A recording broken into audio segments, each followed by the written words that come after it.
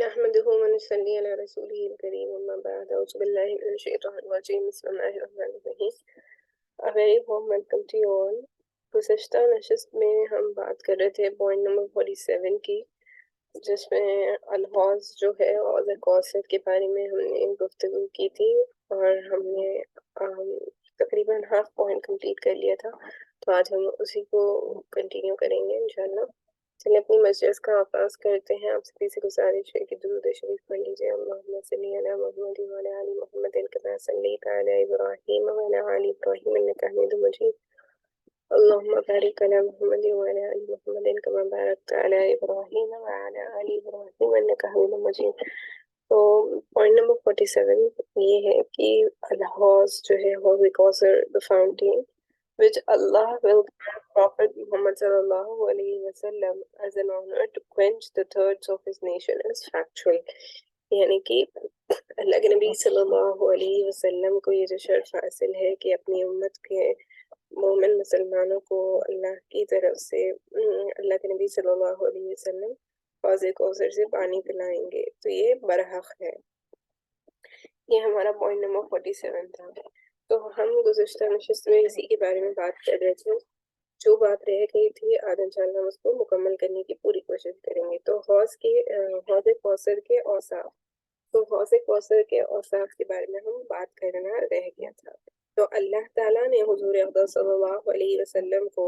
جنت میں ایک نہر عطا فرمائی ہے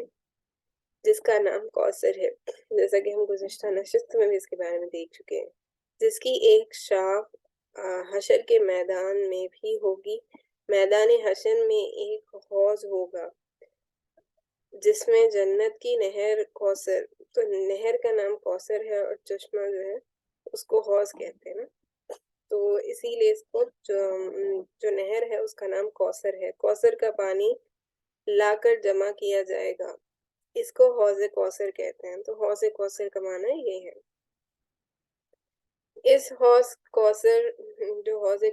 ہے کی احادیث میں عجیب و غریب خوبیاں بیان ہوئی ہیں. اس کے پانی سے حضور اقدس صلی اللہ علیہ وسلم اپنی امت کو حشر کے میدان میں سیراب فرمائیں گے. اسی کو اس آیت میں بیان فرمایا گیا ہے کہ اِنَّا أَعْطَيْنَاكَ الْكَوْثَرَ، جو ہم پڑھتے ہیں نا، بے شک ہم نے کوثر کو ہم نے آپ کو کوثر عطا فرمائی. کوثر سے مراد یہاں حوض کوثر ہے. جن احادیث میں حوض کوثر کا ذکر ہے وہ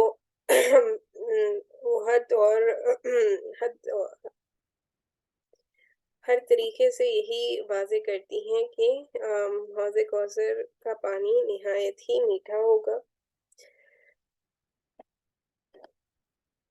3 سے زیادہ صحابہ کرام رضی اللہ تعالیٰ عنہ سے اس کی احادیث مروی ہیں، جس کے عجیب و غریب اوصاف احادیث میں بیان ہوئے ہیں. مثلاً یہ کہ اس کی مسافت 1 ماہ کے برابر ہوگی. اس کا پانی دودھ سے زیادہ سفید، مشک سے زیادہ خوشبودار، شہد سے زیادہ میٹھا ہوگا. اور اس حوض پر آپ خود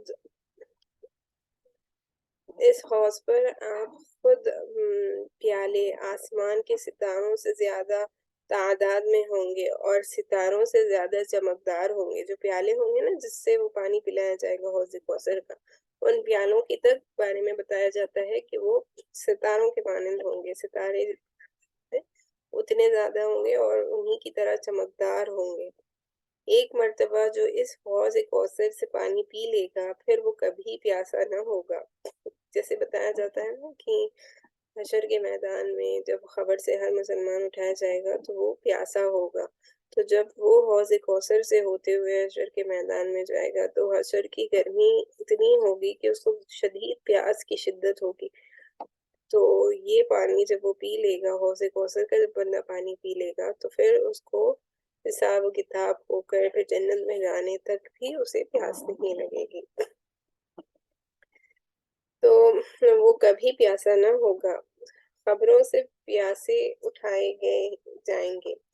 یعنی کہ ہم سب جب ہم اپنی خبروں سے اٹھائے جائیں گے تو ہم پیاسے اٹھائے جائیں گے. تو حضور اقدس صلی اللہ علیہ وسلم اپنی امت کے پیاسوں کو اسی حوض پانی پلائیں گے. تو اللہ کے نبی صلی اللہ علیہ وسلم اسی حوض کوثر سے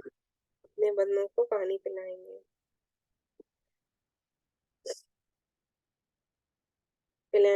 اسی لیے آپ صلی اللہ علیہ وسلم کو ساقی کوثر بھی کہا جاتا ہے. ساقی کوثر اسی لیے کہا جاتا ہے کیونکہ حوض کوثر اللہ کے نبی صلی اللہ علیہ وسلم کو عطا کیا گیا، اور حوض کوثر یہ اوپر اللہ کے نبی صلی اللہ علیہ وسلم کا اختیار ہے نا، آپ سب کو پانی پلانے والے ہوں گے، اسی لیے ساقی کوثر بھی اللہ کے نبی صلی اللہ علیہ وسلم کو کہا جاتا ہے. اس کو حجت الاسلام حضرت اقدس مولانا محمد قاسم نانوتوی رحمۃ اللہ علیہ دارالعلوم دیوبند بیان فرماتے ہیں کہ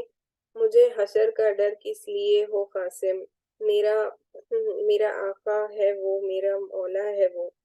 جس کے قدموں میں جنت بسائی گئی، جس کے ہاتھوں سے کوثر لٹایا گیا. تو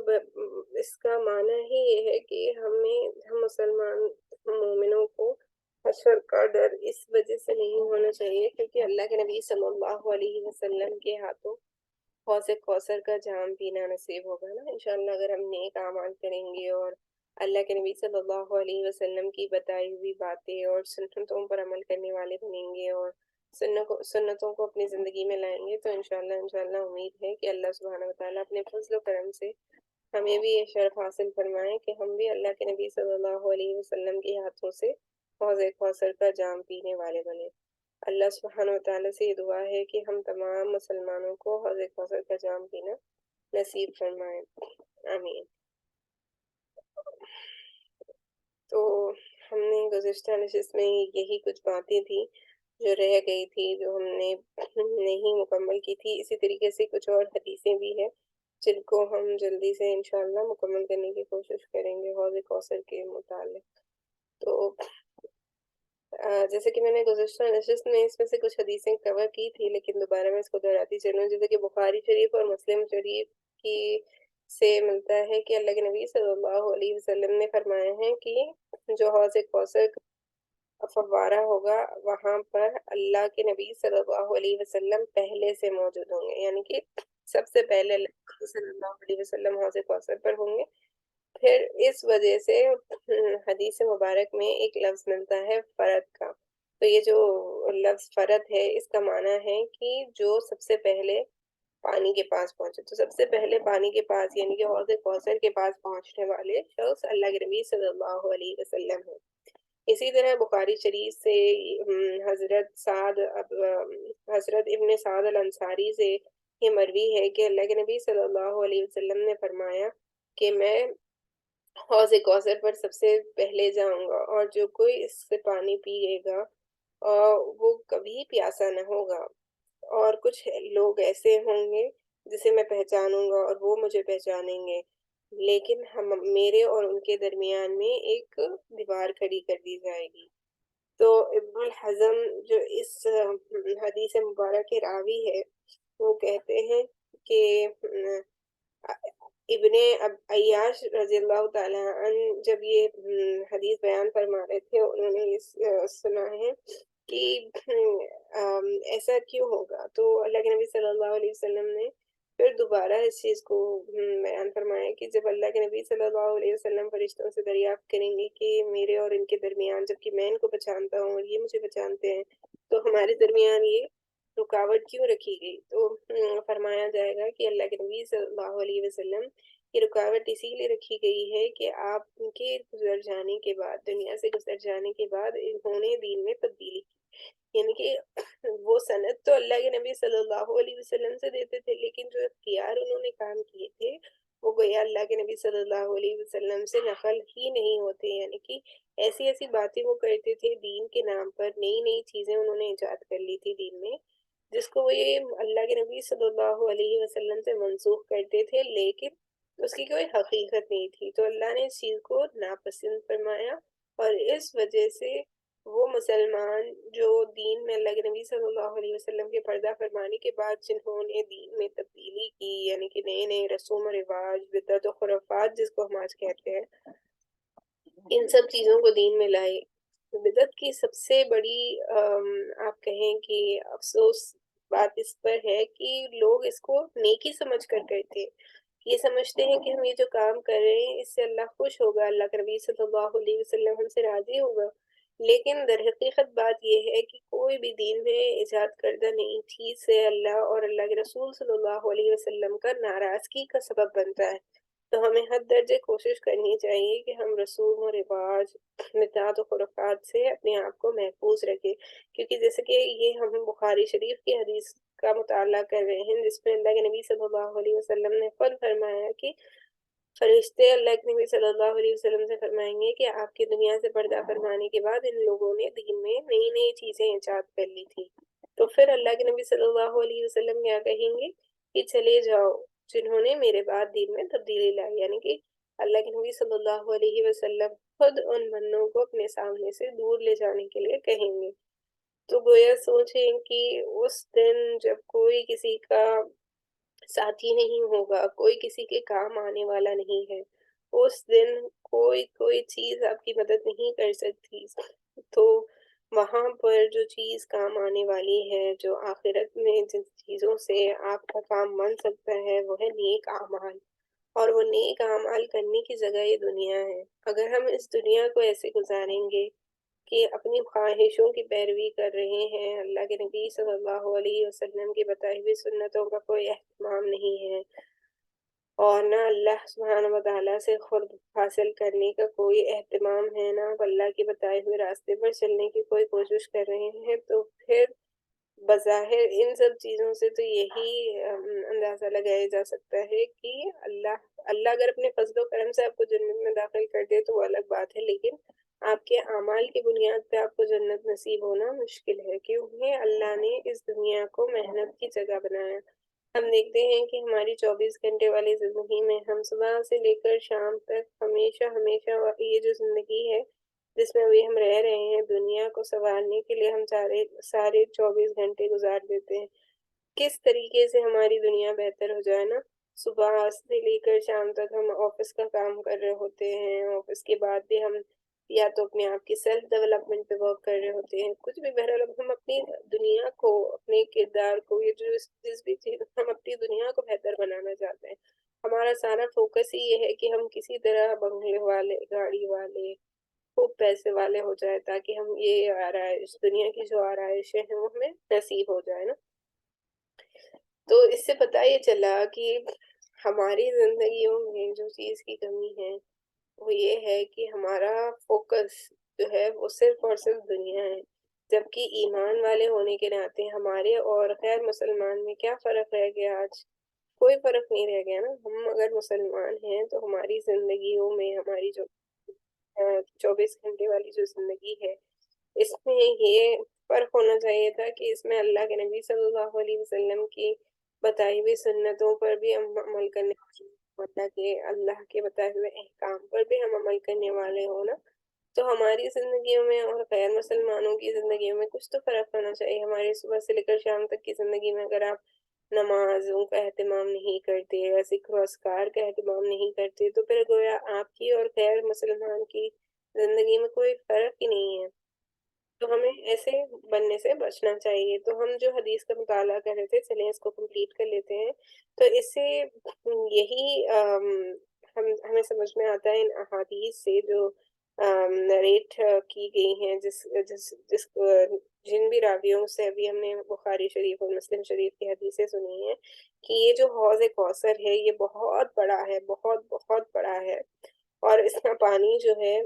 یہ جنت سے آتا ہے، یہ چیز آپ کو معلوم ہونی چاہیے۔ اور جیسے کہ میں نے آپ کو بتایا، جو چیز یاد رکھنے کی حوض کوثر کے بارے میں اہم ہے وہ یہ ہے کہ اس کا پانی جو ہے وہ پانی سے دودھ سے بھی زیادہ سفید ہوگا، اور برف سے بھی زیادہ ٹھنڈا ہوگا، اور شہد سے بھی زیادہ میٹھا ہوگا، اور اس کی خوشبو مسک سے بھی زیادہ اچھی ہوگی۔ اور یہ جو حوض ہے اس کی لمبائی اور چوڑائی بہت بڑی ہے، جیسے کہ آپ سمجھ لیں کہ آپ ایک کونے سے دوسرے کونے تک 1 مہینے کا سفر اگر طے کریں گے تو آپ ایک کونے سے دوسرے کونے تک پہنچ سکتے ہیں۔ اسی طریقے سے حدیث شریف میں یہ بھی واضح طور پر بتایا گیا ہے جو ہم نے بہت ساری حدیثوں کا مطالعہ کیا کہ جو شخص اس پانی کو پی لے گا اس کو پھر پیاس نہیں لگے گی،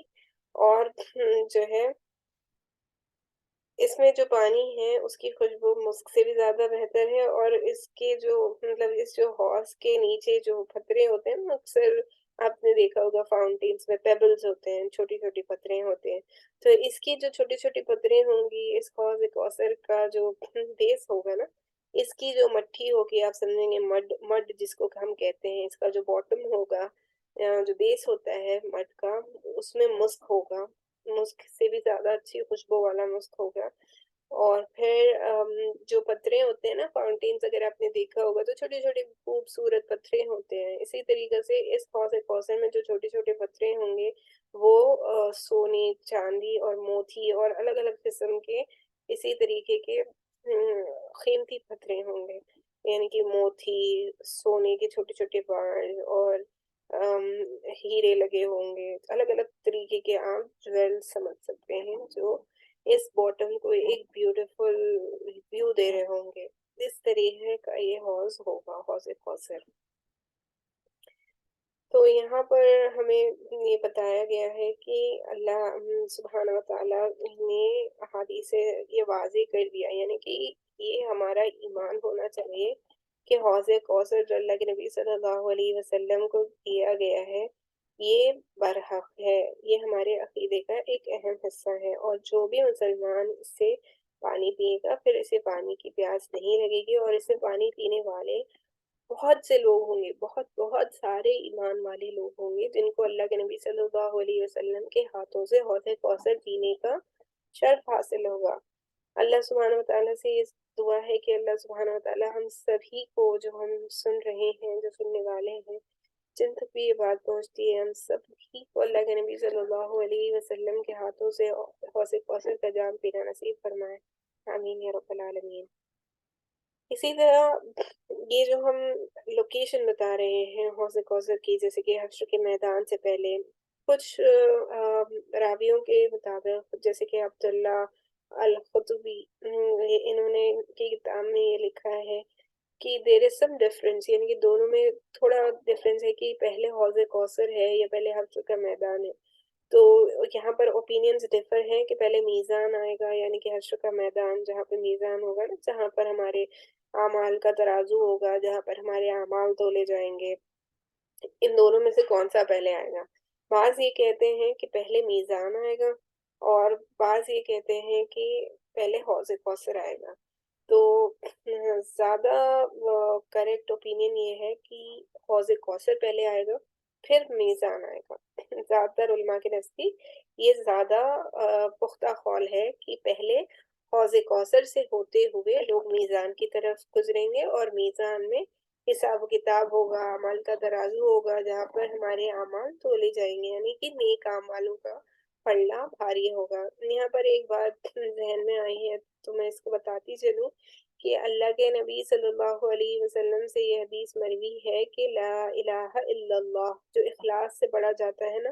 اس کا وزن اتنا بھاری ہوتا ہے کہ اگر لا الہ الا اللہ کو میزان کا جو ایک پلڑا ہوتا ہے اس میں رکھ دیا جائے، ایک پرچے میں اگر لا الہ الا اللہ لکھا ہوا ہے اور وہ اخلاص سے پڑھا گیا ہو، یعنی کہ اللہ کے ساتھ کسی کو شریک نہیں ٹھہرایا گیا، اور اللہ کے نبی صلی اللہ علیہ وسلم کی رسالت کو دل سے مانا گیا اور اس پر عمل کیا گیا، تو یہ اخلاص کی نیت سے پڑھنے والا جو لا الہ الا اللہ کا کلمہ ہے، جس پلڑے میں یہ ہوگا، ایک پلڑے میں اگر یہ ہے اور دوسرے پلڑے میں ساتوں آسمانوں اور ساتوں زمینوں کو جمع کر کر اسے ایک پرچے کے روپ میں آپ سمجھیں، اگر اس کو ایک پلڑے میں رکھ دیا جائے اللہ کے فضل و کرم سے، تو جو پلڑے میں لا الہ الا اللہ ہوگا نا وہ پلڑا بھاری ہوگا۔ تو اس سے پتہ یہ چلتا ہے کہ لا الہ الا اللہ محمد رسول اللہ، جو لا الہ الا اللہ ہے نا، اس کی ہمارے دین میں بہت اہمیت ہے، بہت وزن والا ہے یہ کلمہ۔ اسی لیے حدیث مبارک کا مفہوم ہے کہ افضل الذکر لا الہ الا اللہ، یعنی کہ لا الہ الا اللہ کہنا ذکر و اذکار میں سب سے افضل ہے، اسی لیے چلتے پھرتے اٹھتے بیٹھتے لا الہ الا اللہ کہا کرے، اور کم از کم اگر آپ صرف 10 بار لا الہ الا اللہ کریں تو اس میں پھر 11ویں مرتبہ محمد رسول اللہ صلی اللہ علیہ وسلم ملا کر پڑھا کریں، یا آپ ہر بار لا الہ الا اللہ محمد رسول اللہ صلی اللہ علیہ وسلم پڑھ سکتے ہیں۔ بہرحال بتانے کا مقصد یہ تھا کہ جب ہم میزان پر جائیں گے تو ہمیں چاہیے کہ ہمارے پاس نیک اعمال ہونا۔ آپ یاد رکھ لیں، ایک بات یاد رکھیں کہ آخرت میں کرنسی جو چلنے والی ہے وہ صرف اور صرف نیک اعمال کی ہے۔ وہاں پر کوئی آپ کی دنیا میں پیسہ، بنگلہ، گاڑی، خود آپ کے رشتے دار یعنی کہ خونی رشتے، ماں باپ، بھائی بہن، بچے، کوئی بھی کام آنے والے نہیں ہے، چاہے آپ کو کتنی بھی ان سے محبت ہو اس دنیا میں، آخرت میں کوئی کسی کا کام نہیں آنے والا، یعنی کہ کوئی چاہ کر بھی کسی کی مدد نہیں کر سکتا۔ اور ہر کوئی اتنا پریشان ہو رہا ہوگا اپنے اعمال کو لے کر کہ میرا کیا ہوگا آج، کہ کوئی کسی کے بارے میں سوچنے کی بھی اس کو فرصت نہیں ملے گی، نہ کسی کے بارے میں اس کو خیال جائے گا۔ تو وہاں کا منظر بہت ہی آپ دیکھیں خوفناک ہوگا اگر ہم نیک اعمال نہیں کریں گے۔ تو اللہ سبحانہ وتعالیٰ سے یہ دعا ہے کہ اللہ سبحانہ وتعالیٰ ہم سب کو نیک اعمال کرنے والے بنائے، آمین۔ چلے یہ والا مکمل ہو گیا ہمارے حوض کوثر میں، یعنی کہ اللہ سبحانہ وتعالیٰ کا یہ جو اللہ سبحانہ وتعالیٰ نے حوض کوثر اللہ کے نبی صلی اللہ علیہ وسلم کو عطا کیا ہے، اس کو برحق ماننا ہماری ایمان کا حصہ ہے۔ اینڈ جو اس سے منع کرتے ہیں، یعنی کہ جو اس کے منکر ہے نا کہ اللہ کے نبی صلی اللہ علیہ وسلم کو حوض کوثر دیا جائے گا اور اللہ کے نبی صلی اللہ علیہ وسلم حوض کوثر پر اپنے نیک بندوں کو پانی پلائیں گے، ایسے کچھ لوگ ہیں، ایسے کچھ فرقے ہیں جو حوض کوثر کو ڈینائی کرتے ہیں، تو ہم یہی کہیں گے کہ may Allah curse those who deny the existence of fountain. They will be barred and I fear from it on the day of judgment. یعنی کہ بس اللہ سبحانہ وتعالیٰ ہے کہ ایسے لوگوں سے ہمیں بھی بچائے، اور ہم لعنت بھیجتے ہیں ایسے لوگوں پر جو یہ برحق ہونے کے باوجود اس کو جھٹلاتے ہیں، کیونکہ یہ اللہ کے نبی صلی اللہ علیہ وسلم کو دیے جانے والا ایک بہت آپ سمجھے انعام و اعزاز ہے۔ اس کا واضح دلیل یہ ہے کہ سورہ کوثر جو اللہ نے قرآن مجید میں نازل فرمایا، اس کے باوجود بھی کچھ لوگ ہیں جو اس کے منکر ہیں، تو اللہ سبحانہ وتعالیٰ ہم سب کو اس سے محفوظ فرمائے۔ چلے ہم اپنا نیکسٹ پوائنٹ سٹارٹ کر لیتے ہیں۔ نیکسٹ پوائنٹ ہے پوائنٹ نمبر 48، یعنی کہ پوائنٹ نمبر 48 میں یہ ہے کہ Alshifa intercession that has been prepared on their Muslims behalf is also a fact as has been reported in احادیث، یعنی کہ احادیث سے یہ ثابت ہوتا ہے کہ قیامت میں کسی کو کسی کی فکر نہیں ہوگی، لیکن صرف اور صرف اللہ کے نبی صلی اللہ علیہ وسلم وہ ایک واحد شخص ہے جن کی شفاعت کو قبول کیا جائے گا بندوں کے حق میں، اور وہی ایک ذات ہوگی جو اس حشر کے میدان میں ہر کوئی اپنے آپ کے لیے اپنے آپ کے بارے میں ہی سوچ رہا ہوگا نا، ایسی وقت پر بھی اللہ کے نبی صلی اللہ علیہ وسلم امتی امتی امتی کہہ رہے ہوں گے، یعنی کہ یا اللہ میری امت، یا اللہ میری امت کو بچا لے، یا اللہ میری امت کو بچا لے۔ تو اللہ کے نبی صلی اللہ علیہ وسلم نے ہمارے اوپر بے حساب جو ہے احسانات ہے جس کو ہم کبھی ڈینائی نہیں کر سکتے، اور اتنی ان کی محبت ہے، اتنی محبت ہے ہم سے کہ ہم اس کو بھی ڈینائی نہیں کر سکتے۔ تو ہمیں چاہیے کہ ہم اپنے نبی صلی اللہ علیہ وسلم کی ان قربانیوں کو یاد رکھیں، اور ہم اللہ کے نبی صلی اللہ علیہ وسلم کی سنتوں کو اپنی زندگی میں زندہ کرنے والے۔ تو شفاعت جو اللہ کے نبی صلی اللہ علیہ وسلم کریں گے یہ بھی برحق ہے، اس کا بھی ماننا ہمارے عقیدے کا ایک اہم حصہ ہے۔ تو شفاعت النبی صلی اللہ علیہ وسلم برحق ہے، اور اس پر ایمان رکھنا بھی بہت اہم چیز ہے۔ یہاں سے امام طحاوی رحمۃ اللہ علیہ جن کی کتاب عقیدہ طحاویہ سے ہم یہ ساری چیزیں پڑھ رہے ہیں نا، اس میں اللہ کے نبی صلی اللہ علیہ وسلم کی شفاعت کا ذکر ہے۔ معتزلہ کا مذہب یہ ہے، تو معتزلہ جو ہے ایک فرقہ تھا جو اس کو رد کرتے تھے، یعنی کہ ان لوگ کا رد عمل یہ تھا کہ وہ اس چیز کے منکر تھے کہ اللہ کے نبی صلی اللہ علیہ وسلم آخرت میں شفاعت کریں گے معاذ اللہ۔ تو تو یہ معتزلہ جو تھے کا مذہب یہ ہے کہ جب بغیر شفاعت کے برات کی مغفرت ہو جاتی ہے تو شفاعت کے ساتھ بھی کبائر کی مغفرت جائز نہیں۔ تو ان کا یہ عقیدہ تھا کہ بنا شفاعت کے نیکیوں کے اعمال پر اگر کوئی نیک اعمال کرتا ہے تو اس کو جنت ملتی ہے، تو پھر شفاعت کیوں؟ تو معاذ اللہ ان کا یہ عقیدہ تھا کہ اللہ کے نبی صلی اللہ علیہ وسلم شفاعت نہیں کریں گے، اور یہ بھی کہتے ہیں کہ اہل کبائر جہنم میں داخل ہونے کے بعد نہیں نکلیں گے، لیکن اہل سنت والجماعت کے نزدیک وَيَغْفِرُ مَا تُوعَدُونَ ذَلِكَ لِمَن يَشَاءُ، یعنی کہ کے تحت جب بغیر شفاعت کے کبائر کی مغفرت ممکن ہے تو شفاعت کے ساتھ بھی بدرجہ اولا ممکن ہے۔ لہٰذا اہل سنت والجماعت کے نزدیک انبیاء اور صالحین کی شفاعت، خصوصاً سرور دو عالم صلی اللہ علیہ وسلم کی شفاعت اہل کبائر کے حق میں احادیث مشہورہ سے ثابت ہے کہ حضور احمد صلی اللہ علیہ وسلم کی شفاعت سے جہنم سے لوگ نکالے جائیں گے۔ تو یہاں پر شفاعت سے مراد کیا ہے، سمجھنے کی بات ہے کہ شفاعت کا مطلب یہ ہے کہ یہاں پر شفاعت اللہ کے نبی ان لوگوں کی کریں گے جو جہنم میں داخل کر دیے جائیں گے ان کے اعمال کی وجہ سے، لیکن اللہ کے نبی صلی اللہ علیہ وسلم جب کہیں گے یا اللہ میرے امتی میرے امتی، تو اللہ سبحانہ وتعالیٰ کہیں گے کہ اے نبی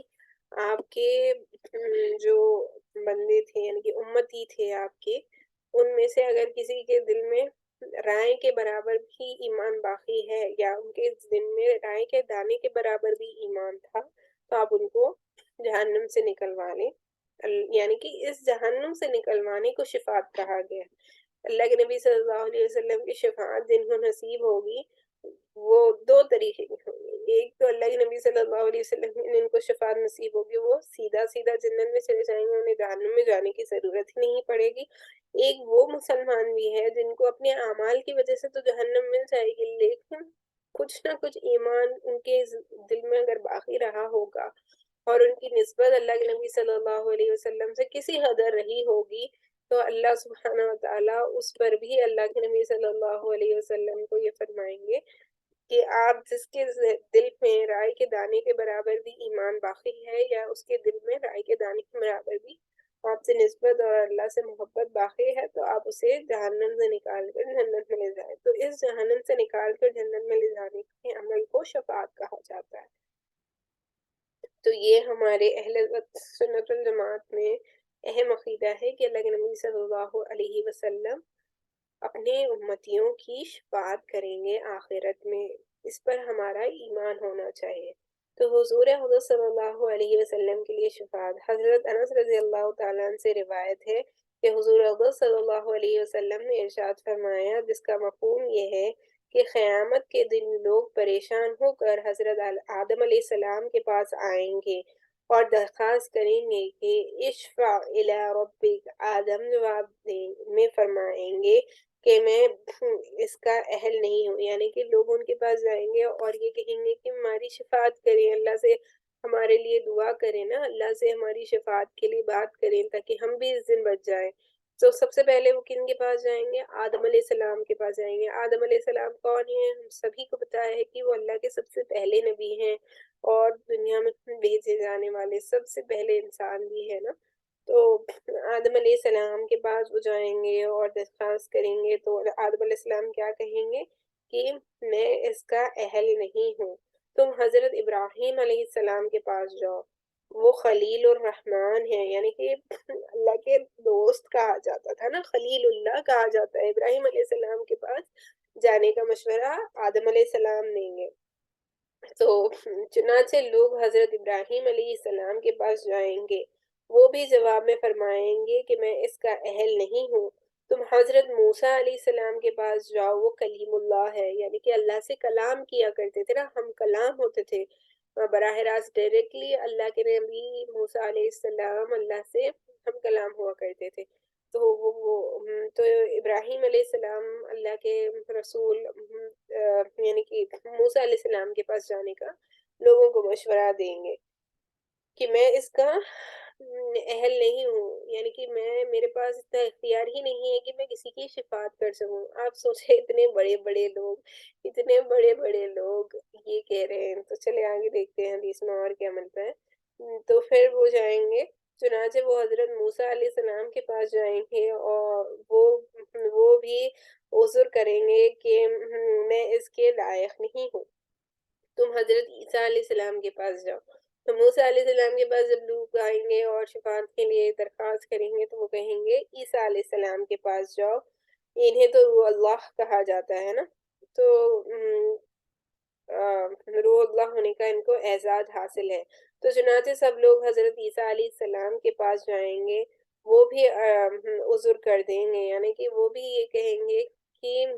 میں اس کا اہل نہیں ہوں، یعنی کہ میرے پاس اس کا اختیار ہی نہیں ہے کہ میں کسی کی شفاعت کروں. یہ بھی بتایا جاتا ہے کہ عیسیٰ علیہ السلام کے پاس جب جائیں گے تو عیسیٰ علیہ السلام یہ بھی فرمائیں گے کہ اللہ، آج کے دن میں تجھ سے اپنی ماں مریم علیہ السلام کا بھی سوال نہیں کرتا، بس تو مجھے بچا لے. تو نبیوں کو اتنی فکر ہے، اور نبی صرف وہ تو براہ راست اتنے پاکیزہ بنتے تھے کہ ان سے کوئی گناہ ہی سرزد نہیں ہوتا تھا. وہ اس دن اتنے پریشان ہوں گے حشر کے میدان میں، حساب و کتاب میں. تو ہماری کیا حیثیت ہے، ہم سوچے کہ ہمارا کیا مقام ہوگا نا وہاں پر، ہم کیسے رسوا ہوں گے. اللہ ہم سب کو وہاں کی حشر کی رسوائیوں سے محفوظ رکھے. تو اس کے بعد کیا ہوگا، چنانچہ جب لوگ عیسیٰ علیہ السلام کے پاس جائیں گے تو وہ بھی عذر کر دیں گے کہ میں اس کا لائق نہیں ہوں، تم حضرت محمد صلی اللہ علیہ وسلم کے پاس جاؤ. تو حضرت عیسیٰ علیہ السلام فرمائیں گے کہ اللہ کے نبی صلی اللہ علیہ وسلم کے پاس جاؤ. چنانچہ سب لوگ میرے پاس آئیں گے، میں کہوں گا مجھے یہ اعزاز حاصل ہے، چنانچہ میں اپنے رب کے پاس جانے کی اجازت طلب کروں گا، مجھے اجازت مل جائے گی. اللہ تعالیٰ مجھے تعریف کی کلمات کا الہام فرمائیں گے جو مجھے ابھی معلوم نہیں ہے، یعنی کہ اللہ کے نبی صلی اللہ علیہ وسلم ایسے کلمات سے اللہ کی حمد و ثنا بیان کریں گے جو اللہ سبحانہ وتعالیٰ اللہ کے نبی صلی اللہ علیہ وسلم کو الہام کے ذریعے سکھا دیں گے. ان کلمات کے ساتھ میں اللہ کی حمد بیان کروں گا اور اللہ تعالیٰ کے سامنے سجدے میں جاؤں گا. مجھے کہا جائے گا کہ یا محمد ارفع رأسک وقل تسمع وسل تعطى واشفع تشفع، یعنی کہ اے محمد صلی اللہ علیہ وسلم اپنا سر مبارک اٹھائیں، آپ صلی اللہ علیہ وسلم کہیں، آپ صلی اللہ علیہ وسلم کی بات سنی جائے گی، آپ صلی اللہ علیہ وسلم سوال کریں گے تو آپ صلی اللہ علیہ وسلم کا سوال پورا کیا جائے گا، آپ صلی اللہ علیہ وسلم شفاعت کریں، آپ صلی اللہ علیہ وسلم کی شفاعت قبول کی جائے گی. قبول کی جائے گی. میں کہوں گا، یعنی کہ اللہ کے نبی صلی اللہ علیہ وسلم فرما رہے ہیں کہ میں یہ کہوں گا کہ یا ربی امتی امتی، یا ربی امتی امتی. اللہ کے نبی صلی اللہ علیہ وسلم فرماتے ہیں کہ میں کہوں گا یا ربی امتی امتی. مجھے کہا جائے گا کہ آپ صلی اللہ علیہ وسلم دوزخ سے ان لوگوں کو نکال لیں جن کے دل میں جو کے دانے کے برابر بھی ایمان موجود ہے. چنانچہ میں ان لوگوں کو دوزخ سے نکال لوں گا، پھر وہ دوبارہ میرے پاس آئیں گے. اللہ تعالیٰ کی میں حمد و ثنا کروں گا اور سجدے میں گر پڑوں گا، اور مجھ سے کہا جائے گا کہ یا محمد ارفع رأسک وقل تسمع وسل تطمع وشفع تشفع. میں کہوں گا یا ربی امتی امتی. تو اللہ کے نبی صلی اللہ علیہ وسلم کو پہلی دفعہ جب ہم نے حدیث مبارک کا مطالعہ کیا ہے، اس میں کیا بتایا گیا، جس کے دل میں جو کے دانے کے برابر، جو کا دانہ تھوڑا بڑا ہوتا ہے نا، آپ جو کا دانہ اگر آپ نے دیکھا ہوگا، بارلی جیسے کہتے ہیں، بارلی کا جو دانہ ہوتا ہے وہ تھوڑا بڑا ہوتا ہے. تو اتنا ایمان اگر کسی کے دل میں ہے تو اللہ کے نبی صلی اللہ علیہ وسلم ان سارے لوگوں کو جہنم کے آنکھ سے نکال کر جنت میں لے جائیں گے. اس کے بعد بھی دوبارہ اللہ کے نبی صلی اللہ علیہ وسلم جب سجدے میں گر کر اللہ کی حمد و ثنا بیان کر کر سجدے میں گریں گے اور دوبارہ کہیں گے کہ یا ربی امتی امتی، تو آپ صلی اللہ علیہ وسلم جہنم سے ان لوگوں کو نکالیں گے جن کے دل میں ذرہ یا رائی کے دانے کے برابر بھی ایمان موجود ہوگا۔ تو اللہ کے نبی صلی اللہ علیہ وسلم نے فرمایا کہ جن کے دل میں رائی کے دانے کے برابر بھی ایمان موجود ہوگا میں ان کو دوزخ سے باہر نکال لاؤں گا، پھر میں اللہ کی حمد و ثنا کروں گا اور سجدے میں گر جاؤں گا، اور پھر مجھ سے کہا جائے گا کہ یا محمد ارفع راسک وقل تسمع وسل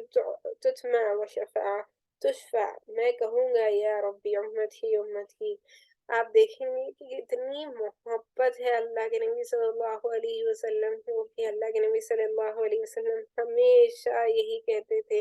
یا ربی امتی امتی، یعنی اللہ میری امت میری امت، یا اللہ میری امت۔ تو اللہ کے نبی صلی اللہ علیہ وسلم کو کہا جائے گا کہ جس کے دل میں ادنا سے بھی ادنا رائے کے دانے، یعنی کہ اتنا باریک سے باریک رائے کے دانے کے برابر بھی اگر اس کے دل میں ایمان ہو تو اس کو جہنم سے نکال لو، چنانچہ میں ان کو نکال لوں گا،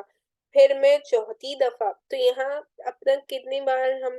اسی چیز کے بارے میں بات کر چکے ہیں؟ 3 دفعہ۔ تو اس بار چوتھی دفعہ اللہ تعالیٰ کی حمد و ثنا بیان کروں گا اور سجدے میں گر جاؤں گا، اور مجھے کہا جائے گا یا محمد ارفع راسک وقل تسمع وسل تسمع واشفع تشفع، یعنی اس پر میں کہوں گا اے میرے رب مجھے اجازت دیجئے، میں ان لوگوں کو جہنم سے نکالوں گا جنہوں نے صرف لا الہ الا اللہ کہا ہوگا۔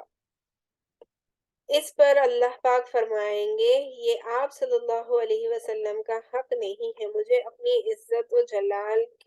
کبریائی اور اپنی عظمت کی قسم میں ان لوگوں کو جہنم سے ضرور بضرور باہر نکالوں گا جنہوں نے لا الہ الا اللہ کہا ہوگا۔ تو اللہ کے نبی صلی اللہ علیہ وسلم جب رائے کے دانے سے کم رائے کے دانے سے بھی ہلکا سا ہلکا رائے کے دانے کے برابر بھی جن کے دل میں ایمان ہوگا ان کو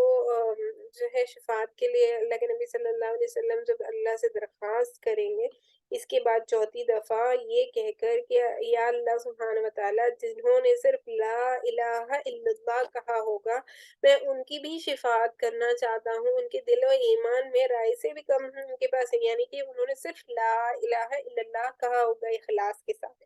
تو اللہ سبحانہ وتعالیٰ یہ کہتے ہیں کہ مجھے اپنی عزت و جلال کی قسم کی ان لوگوں کو تو میں ہی اپنے فضل و کرم سے جہنم سے باہر نکالوں گا اور جنت میں لے جاؤں گا۔ تو اللہ سبحانہ وتعالیٰ سے یہ امید ہے کہ ہمارے دلوں کو ایمان سے منور فرمائے تاکہ ہم بھی ایمان والے بن جائے نا۔ تو اللہ کے نبی صلی اللہ علیہ وسلم نے یہ جو حدیث شریف بیان فرمائی ہے، یہ جو ابھی ہم نے حدیث کا مطالعہ کیا ہے، یہ بخاری شریف اور مسلم شریف سے مروی ہے۔ اسی طریقے سے آگے چلتے ہیں اور ہم اس والے پوائنٹ کو کوشش کرتے ہیں کہ ہم آج مکمل کر سکیں۔ چلیے دیکھتے ہیں۔ تو حضور اقدس صلی اللہ علیہ وسلم کی شفاعت کے درجے کی، اللہ کے نبی صلی اللہ علیہ وسلم کن کن لوگوں کی شفاعت کریں گے اور کس درجے میں کس کی شفاعت ہوگی؟ تو پہلا درجہ شفاعت کا یہ ہے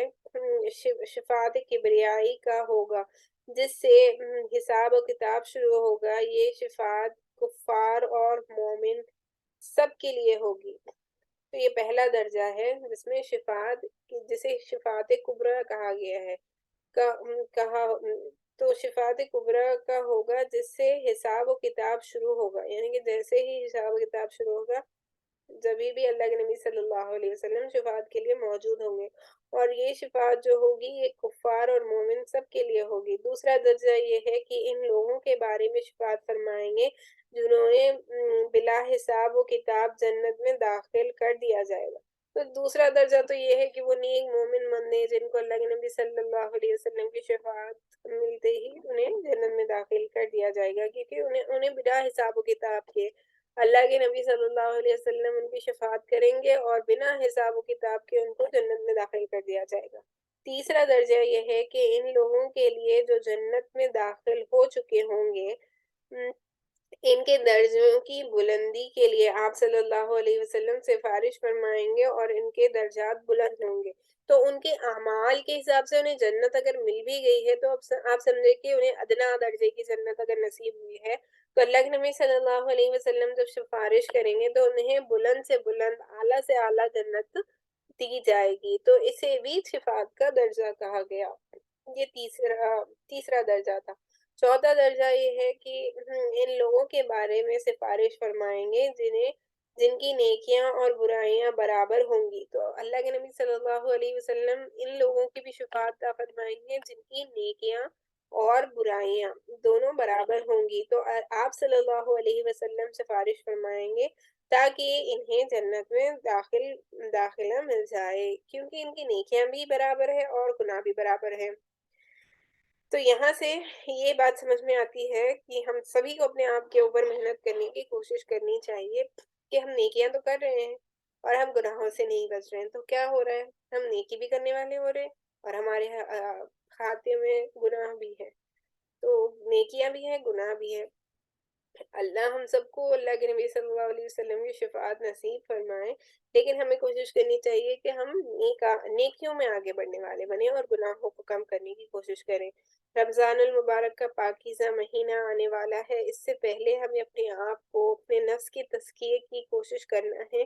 کیونکہ آپ نے دیکھا ہوگا رمضان المبارک کا جو پاکیزہ مہینہ ہوتا ہے، اس میں ہم نے دیکھا کہ ہم بہت دفعہ دیکھتے ہیں، سنتے ہیں، پڑھتے ہیں، ہم سب کو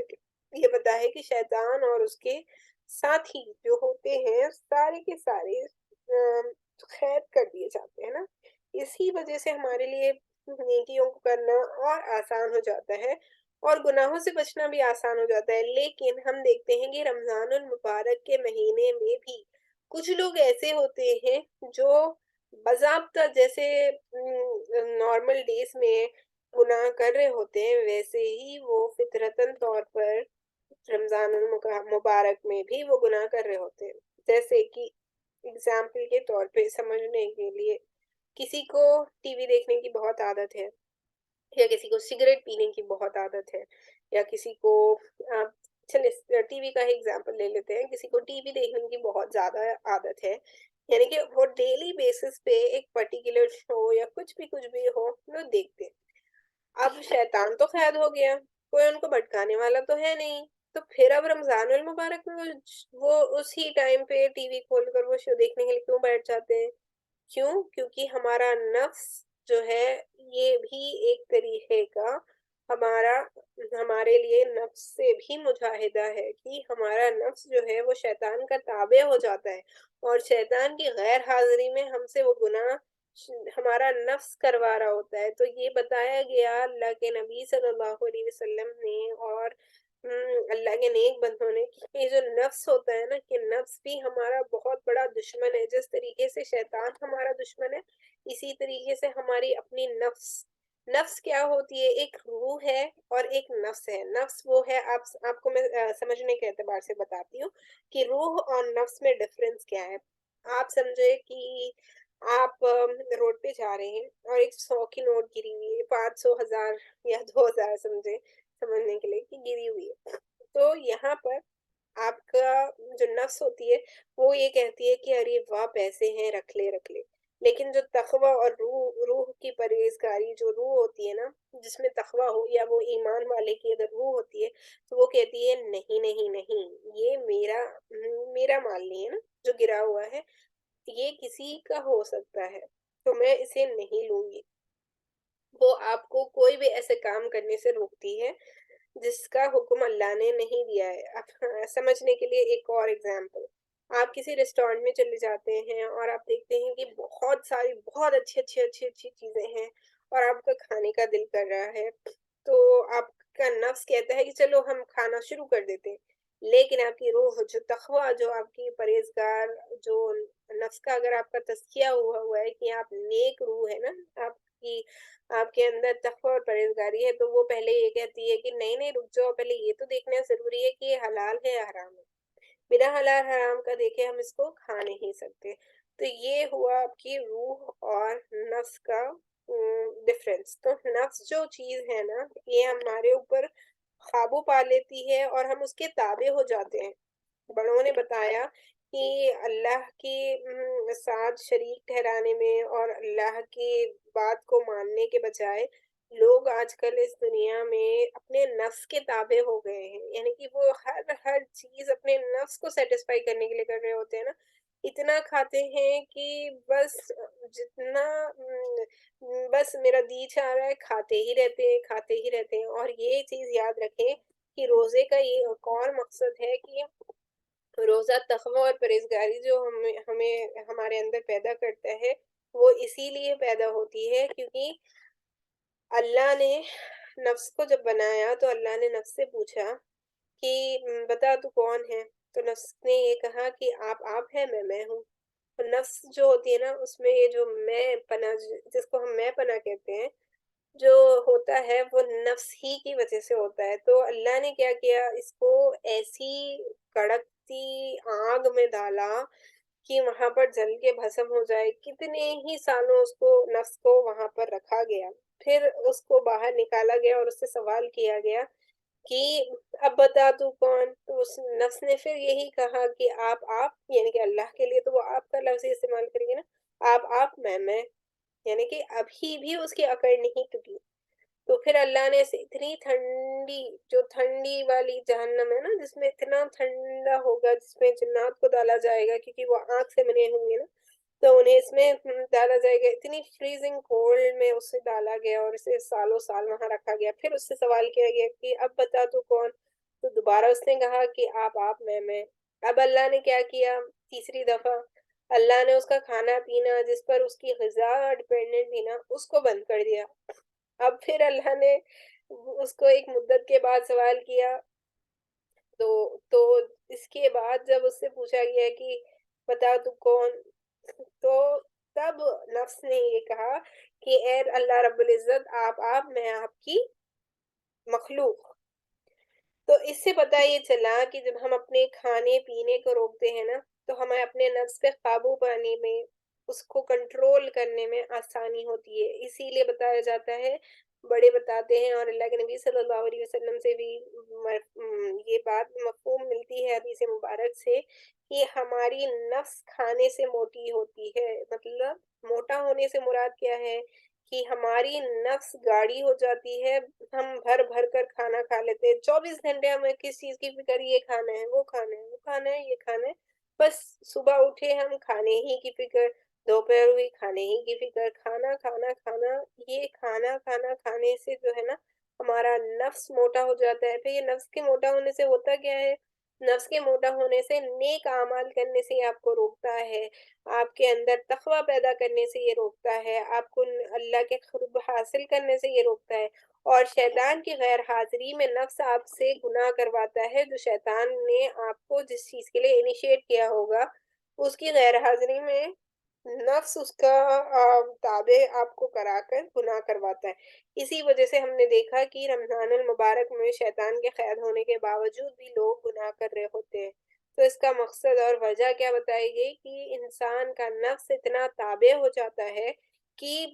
شیطان نہیں بھی ہو تو کیا ہو، کہ ہم تو نفس، ہمارا نفس ہی اتنا ان گناہوں کا مرتکب ہو گیا کہ اب ہمیں شیطان کی شیطانی اور شیطان کی شیطنت کی کیا ضرورت ہے، ہمارا نفس ہی ہمارے لیے کافی ہو گیا نا، گناہ کرنے پر وہ آمدہ کر دیتا ہے۔ تو اسی لیے ہمیں چاہیے کہ ہم اپنے آپ کو زیادہ کھانا پینے سے بھی بچائیں۔ اسی لیے رمضان المبارک بہت اچھا مہینہ ہے اپنے اندر تقوی اور پرہیزگاری کو اختیار کرنے کا۔ اسی طریقے سے اسی لیے بڑے فرماتے ہیں کہ ہفتے میں 2 دفعہ پیر کا اور جمعرات کا روزہ رہنا سنت سے ثابت ہے، اور ہر مہینے کی 13، 14، 15 بھی، جسے ایام العبید کہا جاتا ہے، اس میں بھی روزے رہنا اللہ کے نبی صلی اللہ علیہ وسلم سے ثابت ہے۔ کیوں؟ تاکہ ہماری نفس موٹی نہ ہو، ہم کھانے کے تابع نہ ہو، ہم اپنی نفس کے تابع نہ ہو، ہمارے اندر تقوی اور پرہیزگاری پیدا ہو۔ روزہ جو ہے ایک ایسی عبادت ہے جس سے انسان کے اندر تقوی پیدا ہوتا ہے۔ ہم سبھی کو چاہیے کہ ہم روزے رہنے کا اہتمام کریں۔ چلے بات دوسری طرف جا رہی ہے،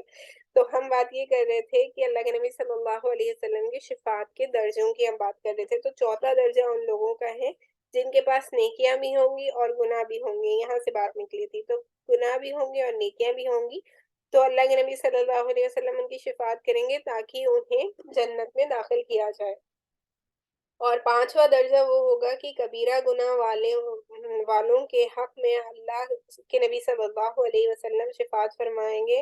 جنہیں گناہوں کی وجہ سے دوزخ میں پہنچایا گیا ہوگا، آپ صلی اللہ علیہ وسلم کی شفاعت سے انہیں جہنم سے نکال کر جنت میں داخل کیا جائے گا۔ تو پانچواں درجہ یہ ہے کہ ایسے لوگ ہوں گے جنہوں نے کبیرہ گناہ کیا ہوگا، لیکن ان کے دل میں ایمان تو ہے، ایمان والے ہیں نا، لا الہ الا اللہ پڑھنے والے، دل سے ایمان رکھنے والے، لیکن پھر بھی گناہ کرنے والے۔ تو یہ لوگ جو کبیرہ گناہ کرنے والے ہیں، ان کو اللہ کے نبی صلی اللہ علیہ وسلم کی شفاعت حاصل ہوگی، اور یہ اللہ کے نبی صلی اللہ علیہ وسلم کی شفاعت کی وجہ سے جنت میں جانے والے بنیں گے۔ چھٹا درجہ یہ ہے کہ عذاب کے مستحق لوگ، ایسے لوگ جن کے اوپر عذاب مستحق ہے، کے بارے میں آپ صلی اللہ علیہ وسلم شفاعت فرمائیں گے، جس کی وجہ سے ان کے عذاب میں تخفیف ہو جائے گی، جیسا کہ آپ صلی اللہ علیہ وسلم نے اپنے چچا ابو طالب کے بارے میں شفاعت کی تو اس کے لیے عذاب میں تخفیف کر دی گئی۔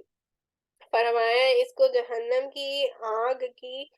چوتائی پہنچائی گئی ہے، جس کی وجہ سے اس کا دماغ اس کے کھول رہا ہے، جیسا ہڈیاں کھولتی ہیں۔ تو سب سے ادنا درجے کا عذاب جو قیامت میں جہنم میں ہوگا وہ یہ ہوگا کہ انسان کا کے تلووں میں آگ لگائی جائے گی تو اس کا سر اس طریقے سے کھولے گا، یعنی کہ اسکل جسے ہم کہتے ہیں نا، دماغ اس طریقے سے ابل رہا ہوگا، جیسے ہم جو لیڈیز پکاتی ہیں، ہمیں تو اچھے طریقے سے یہ پتا ہوگا، جس طریقے سے ہم شیروا بناتے ہیں تو ہڈیاں کس طریقے سے ابل رہی ہوتی ہے نا، جب بھاپ زیادہ ہو جاتی ہے تو کس طریقے سے ابلتی ہے۔ سب سے ادنا درجے کا عذاب یہ ہے جو اللہ کے نبی صلی اللہ علیہ وسلم کی سفارش پر چچا ابو طالب کو اللہ کی طرف سے ان کی عذاب میں اس میں جو ادنا درجے کا عذاب بتایا گیا وہ یہ ہے کہ الحمدللہ، اس میں یہ ہے کہ اللہ کے نبی صلی اللہ علیہ وسلم کی سفارش کرنے کی وجہ سے آگ جب پیروں میں لگائی جاتی ہے تو دماغ جو ہے وہ ایسے کھول رہا ہوتا ہے آگ سے، جس طریقے سے ہڈیاں شیروے میں کھول رہی ہوتی ہے۔ تو یہ سب سے ادنا درجے کا عذاب ہے۔ تو یہ چھٹے درجے کے لوگ وہ ہوں گے جو گناہ کے مستحق ہوں گے، لیکن اللہ کے نبی صلی اللہ علیہ وسلم کی شفاعت کی وجہ سے ان کے گناہ میں تخفیف ہوگی، یعنی کہ ان کے عذاب جو ان کو دیا جا رہا ہے اس میں تخفیف ہوگی۔ ساتواں درجہ یہ ہے کہ کچھ لوگوں کے بارے میں حکم ہوگا کہ انہیں دوزخ میں پہنچا دیا جائے، تو پھر آپ صلی اللہ علیہ وسلم کی سفارش سے انہیں دوزخ بھیجنے سے روک لیا جائے گا۔ ایک بڑی سی حدیث ہے جس کا مفہوم یہ ہے کہ اور وہ وعدہ جو اللہ تعالیٰ نے حضرت آدم علیہ السلام اور ان کی اولاد سے لیا برحق ہے، اور اللہ تعالیٰ ہی سے جانب ہے کہ دفعہ کتنے آدمی جنت میں داخل ہوں گے اور کتنے آدمی جہنم میں داخل ہوں گے، تو اس کا علم اور صرف اللہ سبحانہ ہی تعالیٰ کو ہے۔ آپ نے دیکھا ہوگا کہ اگر آپ نے حدیث پاک کا مطالعہ کیا ہے یا آپ نے قرآن پاک کا ترجمہ اور تفسیر پڑھی ہے تو آدم علیہ السلام سے، اور آدم علیہ السلام نے اپنے بیٹوں سے جو نیکوکار تھے، پھر ان سے ان کے بیٹے یعقوب علیہ السلام، ابراہیم علیہ السلام، سارے نبیوں سے یہ چیز ملتی ہے کہ انہوں نے اپنے سارے بیٹوں کو بلا کر یہ چیز پر ان سے بات کی تھی اور ان کو یہ کہا تھا کہ میرے بعد تم کس پر ایمان رکھو گے، میرے جانے کے بعد تم کس کی پیروی کرو گے؟ تو ان سب نے یہ گواہی دی تھی کہ آپ نے جن اللہ کی عبادت کے لیے ہمیں بتایا ہے ہم انہیں کی بات کریں۔ تو جو جنت میں جانے والے ہوں گے اور جو جہنم میں جانے والے ہوں گے اس کا علم صرف اللہ ہی کو ہے۔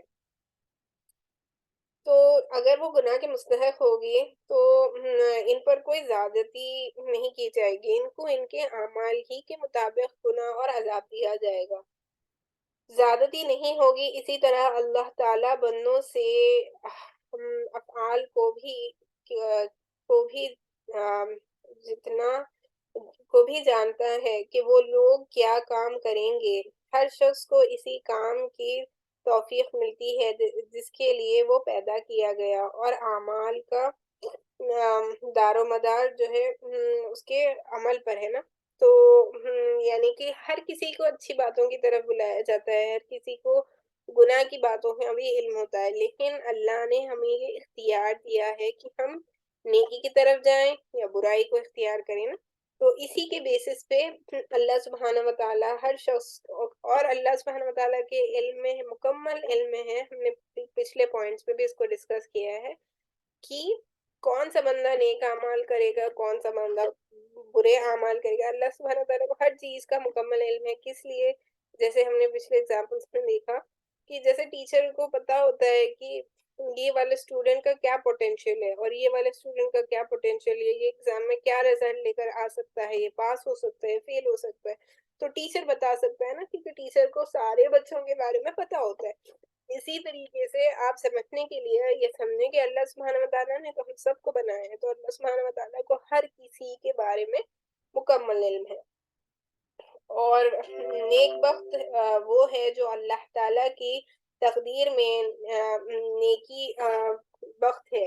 اور بدبخت وہ ہے جو اللہ تعالیٰ کی تقدیر میں بدبخت ہے، یعنی اللہ سبحانہ وتعالیٰ کی بتائی ہوئی باتوں کا منکر ہے. تو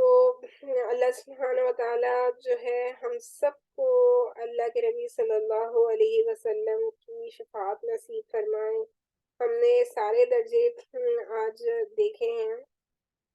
اس سے ہمیں پتہ یہ چلا کہ ہمارا یہ عقیدہ ہونا چاہیے کہ کرنے والی ذات تو بے شک اللہ ہی کی ہے، لیکن اللہ کے نبی صلی اللہ علیہ وسلم کو اللہ نے یہ شرف دیا ہے کہ اللہ کے نبی صلی اللہ علیہ وسلم اپنی امتیوں کو